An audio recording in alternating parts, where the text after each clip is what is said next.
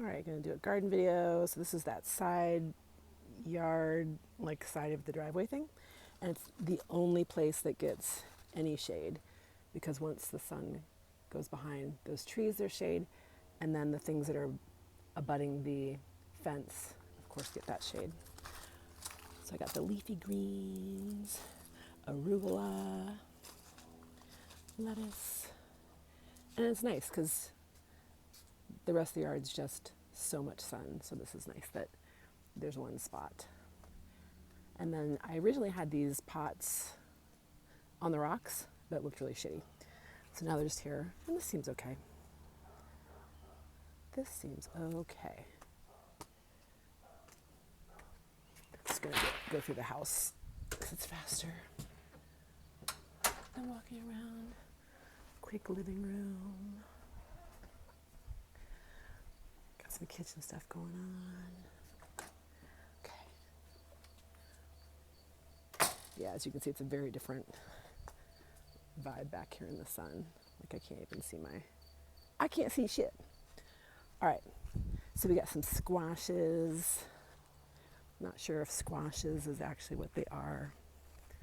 Like the plural might be just like, one squash, mini squash, but about to be mini squash.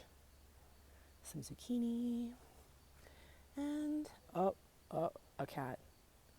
She's like, you're doing a video. Absolutely. So I had the cucumbers over here.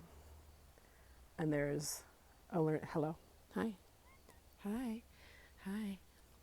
So when you first come to a property, you do something called sun mapping. And that, tells you where the sun is all day long. And then you plant things accordingly. And so I was, moving in before gardening season, so all the outside stuff, or I guess during gardening season, so all the pots and stuff came over here first before I was actually living here, and just threw them wherever. And so as the sun shifted, now it's October, these trees here were blocking the light against that fence. So the cucumbers were flowering, but they weren't actually fruiting. And so I moved them. I had a friend help me, and I moved them. The tomatoes. So since the beetles ate the shit out of this vine, which I don't know if it's grapes or what it is, this arbor thing was available. And are there any bees? No bees. One bee. It's cute because their butts go in and out when they're drinking. Just a little bee butt action. Okay. So I had a friend help me, and we moved all the cucumbers over here. And I was thinking about this quote that I read that said, it's not the strongest of a species that survives, nor the smartest. It's the ones that are the most adaptable to change that survive. Ooh. And probably the ones that get the most dirt all over them. Huh? I'm sure, that's and this is why I broom every day. So, if I wasn't able to move the cucumbers, had they been in the ground, I would just be screwed. I wouldn't have any cucumbers right now.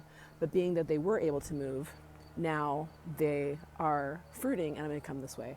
So, we have, I still can't see.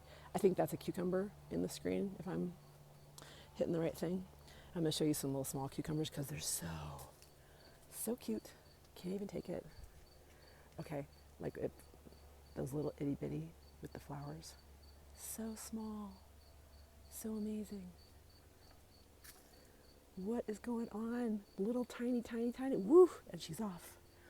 Yeah, so because I was able to move the cucumbers, I now have cucumbers and not just vines. So that's cool. So it's the most adaptable. So I guess I was thinking about how humans in general aren't that great at change.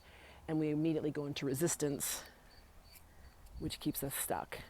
And so I'm going to just ask you if there's any place in you that where you're being resistant to change, and can you just relax out a little bit and just sink into the idea that your higher self does have your best and highest good in mind always, And so can you trust a little bit more and allow yourself to be adaptable? And then here's another little interesting thing. So this flower is broken right there, and it's almost broken all the way. And it's put out a few flowers. You can see the stem above it, is toast. But that's another interesting reminder that you can damn near break in half and still survive. And actually, in some ways, still be very, very, very beautiful. And not that that's the point of it all, but I just thought that was really, lovely that you can get that, bent out of shape and still be okay. And then this one's just funny because it's like the skinniest sunflower there ever was. Okay. And that's a cat who's just like, brown. Hi. Hi. You didn't roll in this patch yet. Huh? You didn't roll in that patch? All right. So we have the mint. I can't see. I hope we're doing the right thing. Oh, let me get out of the sun. The peppers are doing really well. There's a lot of peppers. So I'm going to make that fermented jalapeno thing again because that was really good. And so these are, red jalapenos where you can see the red in the pots. And then those over there are serranos. So I have a friend I'll send the serranos to because that's a bit past my pay grade. Fucking around with them serranos will kill you. Well, kill me. So we got some mints. And then someone asked me about the catio and the fact that Sadie is just out mobbing around, which presently I lost her. Presently we can't see her. Oh, there she is. Hello. Hey, we were going to talk about you. No? What are you doing?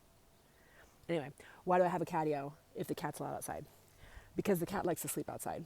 Where I used to live, she could sleep outside because the backyard was fenced for cats. And so they had, they had the whole catio and they had the whole yard. And, being that I like to sleep, if she doesn't have access to sleeping outside at night, then my life would be a mess. So she gets to kick it kind of outside wherever during the day, and then this is like where she hangs out at night. Oh, we got something. And then also this bindweed shit is dangerous for cats. And she's not really the kind of cat that's just gonna, eat a bunch of weird shit. But I have lived with cats that would eat a bunch of weird shit, so this is also for their protection. All right, so the recap. Where can you be more adaptable, more trusting, less resistant? And what part of your life has had you almost broken? And remember that you can still thrive. You can still thrive. And we'll end with this dirty ass cat.